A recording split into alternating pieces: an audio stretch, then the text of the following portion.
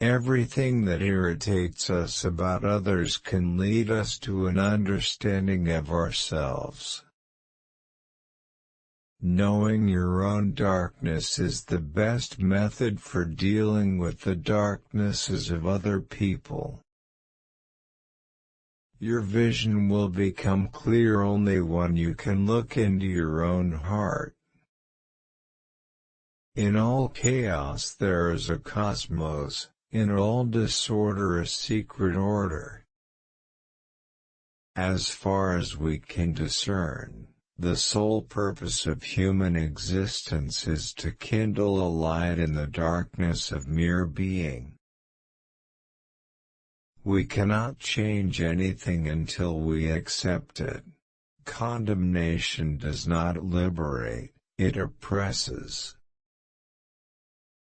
The pendulum of the mind alternates between sense and nonsense, not between right and wrong. The word happy would lose its meaning if it were not balanced by sadness. Where love rules, there is no will to power, and where power predominates, there love is lacking. The one is the shadow of the other. Often the hands will solve a mystery that the intellect has struggled with in vain. There is no coming to consciousness without pain.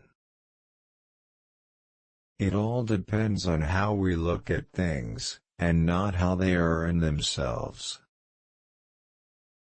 Through pride we are ever deceiving ourselves. But deep down below the surface of the average conscience a still, small voice says to us, something is out of tune. The least of things with a meaning is worth more in life than the greatest of things without it.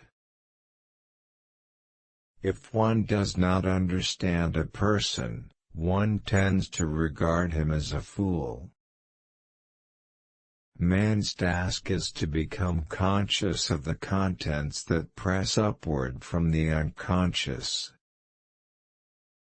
The debt we owe to the play of imagination is incalculable.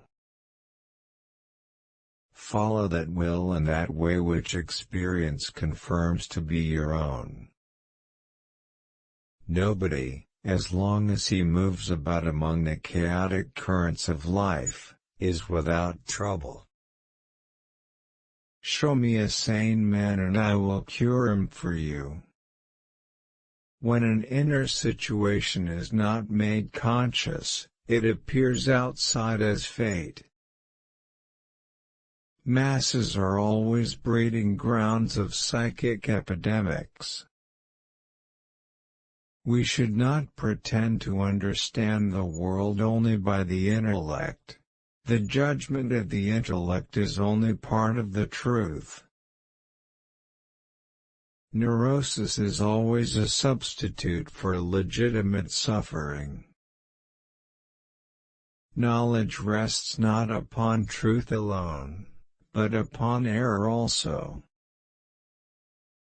A man who has not passed through the inferno of his passions has never overcome them.